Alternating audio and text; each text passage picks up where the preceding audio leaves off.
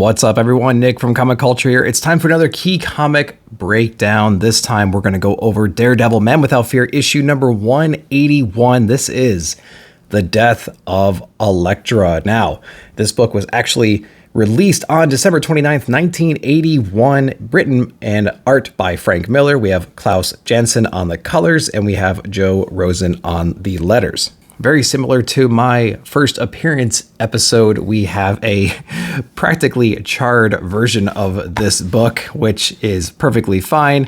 Again, it's mine condition, and we are going to flip through this one right now. Now, this issue is absolutely spectacular. It does have the Comics Code Authority stamp on here, and we'll see this play its part in towards the end of this book or middle of this book, but there is a lot of stuff they did end up getting away with inside of this issue, which I think makes this one extra special, especially for this time frame. And it sets up a lot of cool things that Frank Miller is going to be doing in other series that he's going to write. So we're going to go through this one. I remember hearing a interview from Frank Miller, and he was basically contemplating what he was going to do with Elektra. You know, he brought the character in about, 12, 13 issues ago, whatever it was.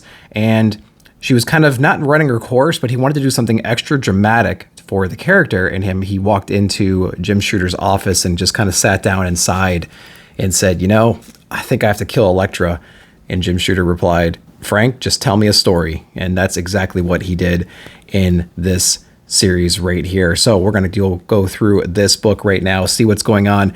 I hesitate to turn the next page because it has a very shocking first page, which would have just grabbed every single reader that's picked up this book. But before we do that, let's get into the cover right here. So we have Bullseye and we have Elektra on here.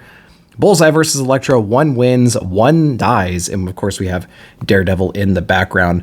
Very cool fighting poses. We know Frank Miller is heavily influenced by like samurai, Ronin culture. Obviously, we're going to see a lot of books from him leaning in that direction later. But let's go ahead and get into this issue right here. Right off the bat, we're going to turn this page and we have this striking image of Daredevil being shot in the head. We have this blood splatter effect here, which is just like, it would just be so shocking. I could imagine being someone in 1982, being a kid even, picking up this book. I'm getting Daredevil. It's my favorite series out right now. Flipping the page, the very first page, you see Daredevil getting shot in the head saying, blam, you're dead. Maybe that's how I'll do it. Just get you in my sights, blow your brains out. Nah, that'd be too quick. What an opening, first off, to this issue right here. Very, very dramatic, very shocking. I mean, it's insane. So very, very good start to the series already. And this is really, Frank Miller kind of coming into his own, adopting this new style, maturing it, and almost perfecting it, as we're going to see going through here. He's really great at close-up shots, again, picking up a lot of that influence from mangas, things like that. And we're going to open up with Bullseye essentially in prison right now,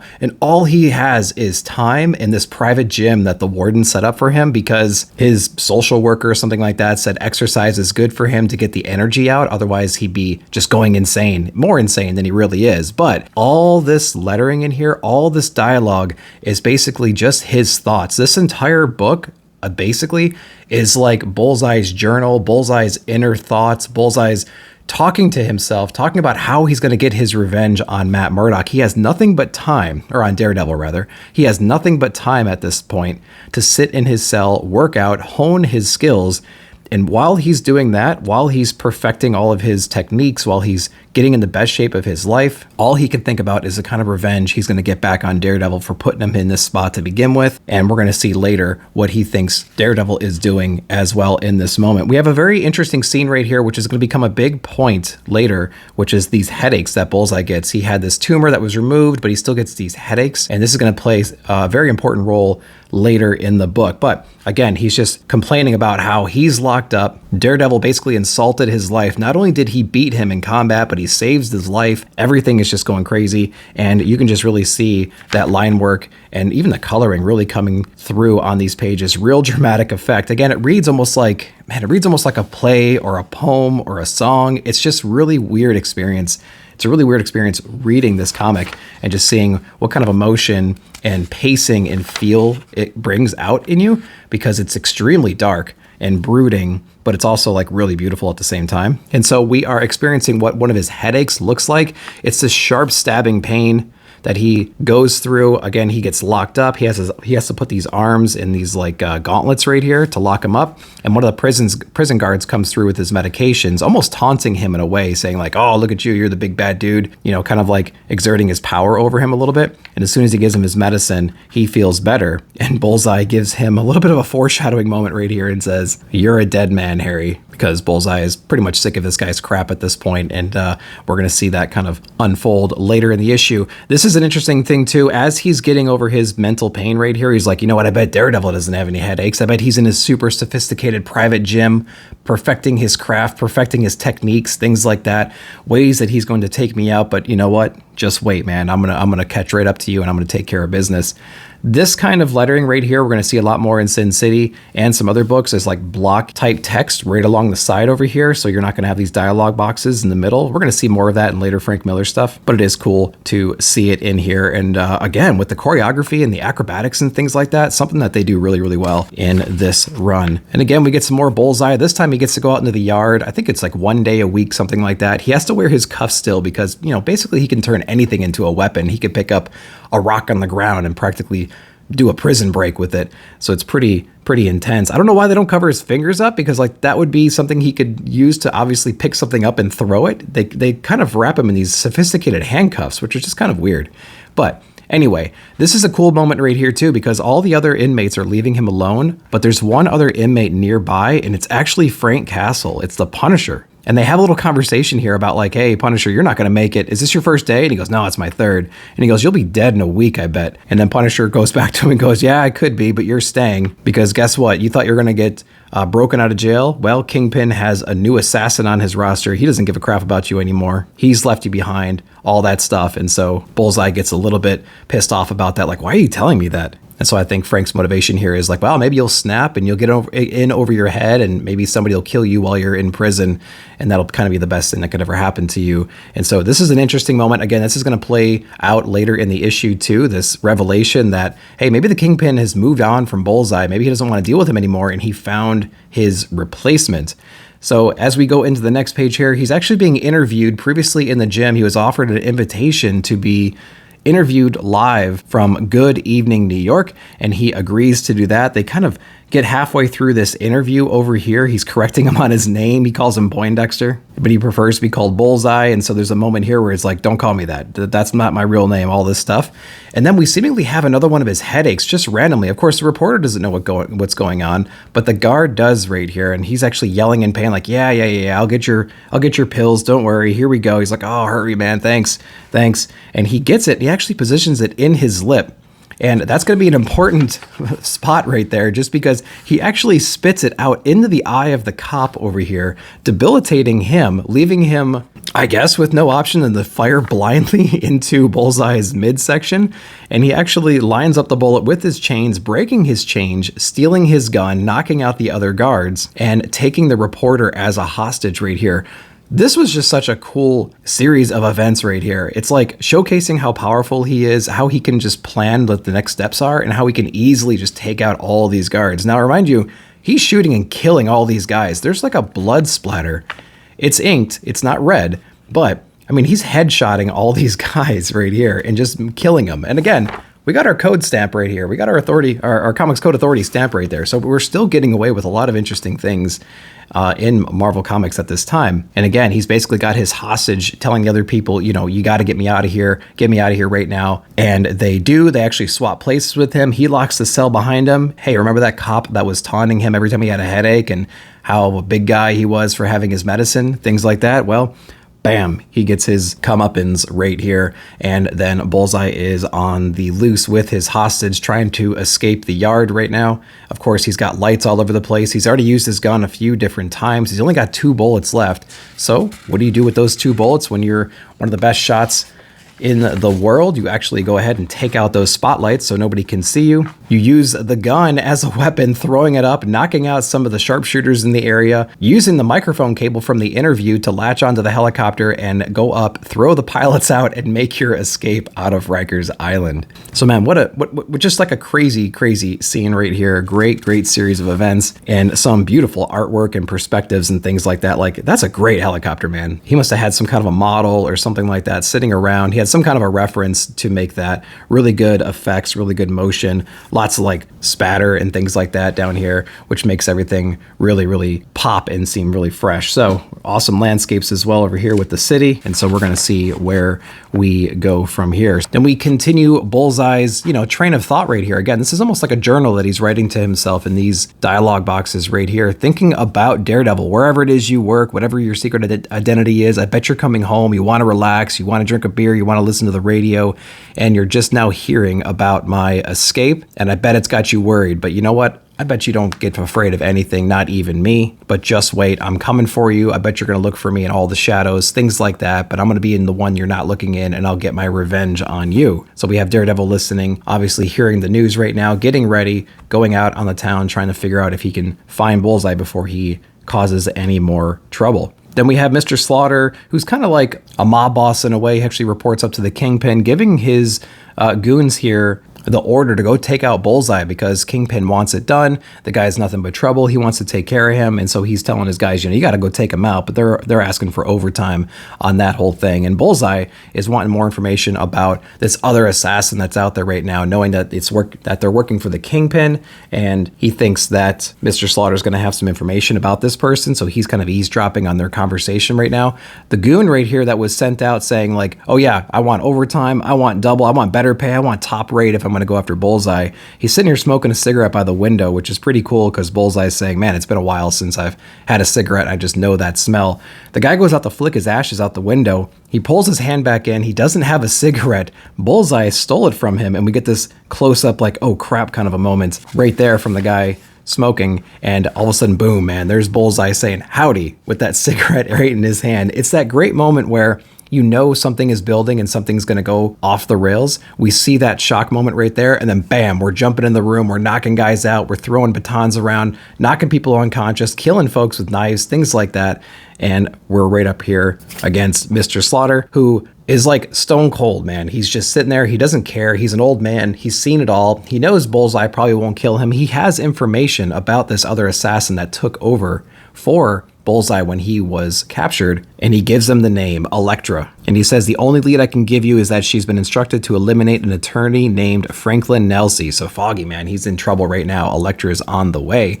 And which makes me kind of confused because, surely she knows Foggy because she was dated Matt for a whole year. And so why wouldn't she run across him? So maybe there's some stuff I didn't understand about that. But we're going to go to the next page here. Very interesting composition for a Big 2 book, I would say. We have this like haha that goes all the way through. Lots of white space. And here's the more familiar lettering right here, if you're familiar with like Sin City, things like that, where we don't have any kind of borders. It's basically all dialogue about how he's drunk, he's taken some pills apparently, he's stolen the booze, he's smoking, he's like chain smoking at the moment. He's reading a file about Foggy and Matt Murdock, and he's realizing like, hey, wait a minute, I think Matt Murdock might be Daredevil. Like they seem to be extremely close, they look very much the same. This guy's blind though, so it's kind of a crazy thought, and so he's kind of like laughing at the notion that this might be true, but like he needs to learn more about it to figure it out.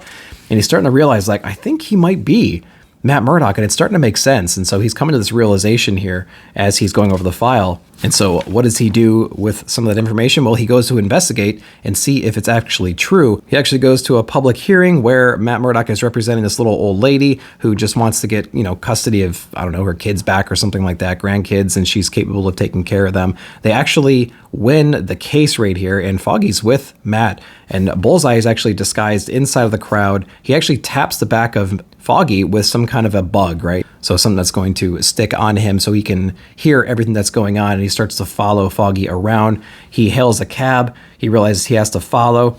And this is the really cool thing. Again, it's going to come up later, but Bullseye hails a cab right here, holding up this card. The cab driver's like, listen, dude, I'm off duty. I don't want to do anything right now. And with the flick of his finger, throws that card right across the guy's throat, and I'm sure he's fine. We almost get that Wolverine claw sound. lettered across the page, and this guy is out for the count, and Bullseye is going to follow Foggy. Foggy saying like, excuse me, but you're driving awful dangerous. Hey, I've never had a lady cab driver before. What's going on? So we know as a reader what's happening right here. We actually have Elektra on here saying, I've been hired to kill you, Mr. Nelson. Him with a classic look on his face that, oh crap, I got to get out of the situation thing. Bullseye understanding like, oh, I hear what's going on inside of the cab right now. It's her. It's got to be her. It's Elektra. She's saying, stay calm. You'll feel no pain. This can't be happening. Please no. Why are you doing this? Please explain why. I don't even know you. But then when he sees her face, they go inside some kind of parking garage. When they get out, he sees her face. He's on the ground basically begging for his life. He realizes that, oh my God, I know who you are. You're Elektra. You and Matt were dating back when we were in college. And this is her going like, oh my God, I can't believe it's you. I can't believe you recognize me. I can't go through with this. She turns around, grabs her side, and says, get out of here. Basically saying like, man, I can't kill you. There's just too much. This is too complicated. There's too much emotional baggage with this. I can't go through with this. What is this going to do for Matt? That's kind of some subtext that's going on right here. But I just love this composition here because it's like you get this big wide shot right here of her realizing what's going on. You have this moment of contemplation. She turns around, grabbing that side like, man, can I actually do this? And she's almost angry and mad. You see this big giant red stripe going across her, telling him to get out of here. This right here is probably some of my favorite paneling, the next couple of pages, and it starts right around here. You see Foggy running away. You see Elektra basically leaning against the car, trying to think like, ah, crap, like what's my next step? I can't believe what's going on. This is unbelievable. And her back is turned. All you see is this gun, and you see Bullseye creeping out of the shadows behind her. She gets that little side eye though, man. She notices someone's coming up behind her. She's a ninja. She has this like perception, right? She understands how this works. And so the next couple of pages are going to be just incredible moments of just fighting, composition, and some shocking stuff. So we get this amazing backward tumble into a leg spring kind of a thing, and bam, just knocking Bullseye right out right away, taking the gun away, using her size to her advantage, knocking him in the face, dodging some of his attacks, and basically just kicking the crap out of him. And he realizes, oh my God, okay, she was trained as a ninja. She's going to use darkness to her advantage. She's going to use the shadows to her advantage. She disappears after this initial attack, and he notices there's some shadows around, so he purposefully puts himself in a position where he would be presumably vulnerable, but he does that as a way to trick Elektra, spinning around, clocking her in the head, grabbing her by the hair, slamming her chin up against his own knee, which is a pretty brutal move right there. She actually gets a lucky swipe going right across his face, almost killing him at the moment, and she digs her size right into the car bumper where he was, just so he basically just dodged that attack. He swiftly kicks her right in the head right there. She gets a couple of blows as well, wraps her scarf right around his neck, trying to debilitate him. He ends up getting away, giving her a couple of hits to the head, and they're both a little bit, in shock from this fight, kind of recovering from their wounds. Man, here's that card again. It's magic time. He throws it right at Elektra, hitting her in the throat. And this is a very shocking scene right here. She's actually laying down, bleeding from the throat, presumably dying from that wound right there. He comes up to her with this smile on his face, again with this intense close-up for my next trick. And then we get our dramatic page turn. There it is, right there. The sigh right through the heart, killing Elektra. We get that classic tent look right there because that Comics Code Authority was in full effect at this moment. You couldn't see obvious pierce through, so that's the best we got. And I think actually that is extremely dramatic. Definitely sells what is happening on the page, and he's doing it with like a smile on his face. Now, these next couple of scenes right here are very important as well. They are silent. There's hardly any dialogue at all. There's only one word on both of these pages, but just the imagery that it has, she's actually pouring out blood. And again, it's in that black ink, so maybe we can get away with it. Although it turns red over here, she's actually stumbling through the city, down the block, up the stoop over where Matt Murdock lives. She's banging on the door basically and collapses in his arms and dies right here in this moment. And we got Bullseye sitting in the background kind of watching all this happen like, oh, that's interesting. So if Matt Murdock really is Daredevil, maybe the best way to get back to him was what I just did right here in killing Elektra. And so that's one way I can keep, maybe keep this guy alive and just kind of torture him in a way as well. Of course, we have our autopsy scene right here, going over, who she was, things like that. Matt and Foggy are here, the coroner's here as well. And very similarly to the court case we had before, Bullseye is actually in here as well, kind of posing as a new employee. The old one doesn't work here anymore. He replaced him, saying like, oh, that was a nice guy. I wonder if he'll be back. No, dude, he won't be back. But the mistake that Bullseye makes here is he's actually whispering to this guy in the background in this scene, and Matt actually recognizes his voice, and Bullseye's like, oh crap, I just whispered. Does Matt realize who I am? And if he's Daredevil, he's going to recognize my voice and he's going to come after me. If there's only some way I could figure this out, you know what, let's see if it's him. He grabs a scalpel, throws it right at Matt, and Matt just raises his stick and he blocks the scalpel from killing him, and he knows, well, I guess that's him. We got to get out of here. And he makes a run for it. What a really cool thing, you know, trying to expose Daredevil in this moment. He still has a secret identity right now. He's grieving at the moment. He hears his voice, realizes what's going on. He wants to test if it's really him by throwing that. This was just a really cool moment. I remember reading this and going like, man, that was a really interesting thing. And now it's on, man, right? We know Bullseye just killed Elektra. We know in this moment that Matt Murdock is Daredevil. We just tested those waters. And so I need to make a break for it while he's still, you know, around people. He can't just rip off his outfit, turn into Daredevil right there in front of everybody and chase me down. I got a chance to escape, and I'm going to. He goes over to Kingpin. So this is a really cool thing. Kingpin doesn't know that Matt Murdock is Daredevil, and Bullseye thinks he has all the information and all the clues to really prove this. And he's trying to convince Kingpin that he's really the same guy, and Kingpin's not really blinding it. You know, can my canny opponent be blind? And Bullseye's trying to, you know, lay it out for him. He's like, yeah, it's totally him. You know, he got in that accident. Maybe those chemicals enhanced his smell and his sight, and maybe he has extra perceptions that we're not exactly sure about at this moment. And his father was a fighter, all this stuff. And so this is basically Kingpin saying, you know, what a pathetic ploy on your part to convince me to reinstate you as my chief assassin. You know what? Bring me Daredevil's body and we'll continue to do business. And so that's exactly what's going to be happening right here. He's like, you know what? Fine. I was going to kill him anyways. I'll kill him and bring you his body, and I'll get my old job back. So that's exactly what we're planning on doing right here. So now that Bullseye knows that Matt Murdock is Daredevil, he knows exactly where he lives. I mean, it's, you know, public knowledge. And so he's going out right now. I like this shot right here. It's very complex buildings and things. Like New York City has some amazing architecture out there, and he's just showing off some of that. And he's got like this beat cop right here, like spinning his baton around. It's just a pretty cool little like extra thing to use. And then we move on from that with Bullseye essentially breaking in to Matt's apartment. And again, lighting is always really cool in here. He's going into the apartment. It's black, but there's a door open and there's a light shining through, and that light's cascading across the floor, illuminating Bullseye. Just like a really cool moment right here in the lighting that Frank Miller and Klaus always do. He's going up the stairs, going over to where he hears Matt Murdock, you know, like presumably practicing for his next case. He's going over some pretty complicated lingo right here, some attorney speak, things like that. Like, oh man, this is going to be too easy sneaking up on him the same way he snuck up on Elektra in the parking garage. But bam, there's that red hand placed on his shoulder, and all you see is no. So he's extremely surprised that Daredevil would get the jump on him, thinking that, you know, Daredevil is Matt Murdock. He's right there. How could he be behind him at the same time? And then Daredevil smacks him across. And again, we get some of this internal monologue about like, oh my God, you set me up. Somehow you rigged a stunt in the morgue with your body and Matt Murdock. Somehow I fell for it like a dummy. What Bullseye doesn't understand is this is the dummy right here. He thinks that these two people are actually two different people and that Matt is not Daredevil at this point. And he totally set him up with a dummy, and he has a tape recorder back here just kind of spouting off some jargon just to trick Bullseye into this battle right here. What's really interesting here is he's like, you know what? So you're not Matt Murdock. I'll still get you. It doesn't matter. He's throwing objects behind him, and Daredevil's like deflecting him pretty easily. And even admits, he's like, okay, this is your territory. I got to get out of here. I got to get somewhere a little bit less predictable for you. And so he ends up jumping out the window, taking it to the rooftops over here. And then we get some of the classic black silhouette battles. Again, it's in this like samurai poses, these like, I don't know, ninja poses, things like that. Some stuff we're going to see later with Miller. He's also experimenting with like pure black silhouettes, which I think is cool as well. Now he says, man, it would have been really cool if you were Matt Murdock because, you know, I'm going to kill you with the size of your old girlfriend. And so, you know, it's kind of poetic in a way.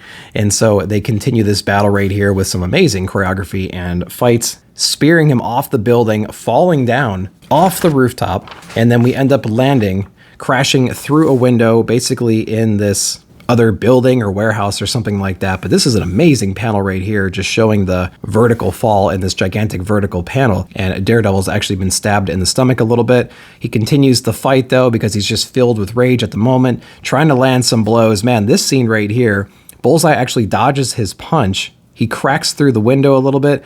he sneaks up behind him and then lunges backwards, smashing Daredevil's back. What a dramatic pose that is right there. You can really feel how that would really hurt. And of course you have this crash with the glass shattering right here, back shattering. It's a very dramatic panel right here. And they're all recovering from their wounds. Daredevil kind of falling through this window, I guess, onto this train track where they continue their battle. And not only that, there is a train coming and they both manage to lunge onto the train to continue the battle right on top. And it's like this battle is going everywhere, from Matt's apartment to the rooftop, crashing through some kind of warehouse, flying through the window, landing on train tracks, jumping on top of the train, and they're continuing the battle yet again, all with the sound of the train kind of separating the panels right here, which I think is pretty cool way of, you know, separating out some of the artwork.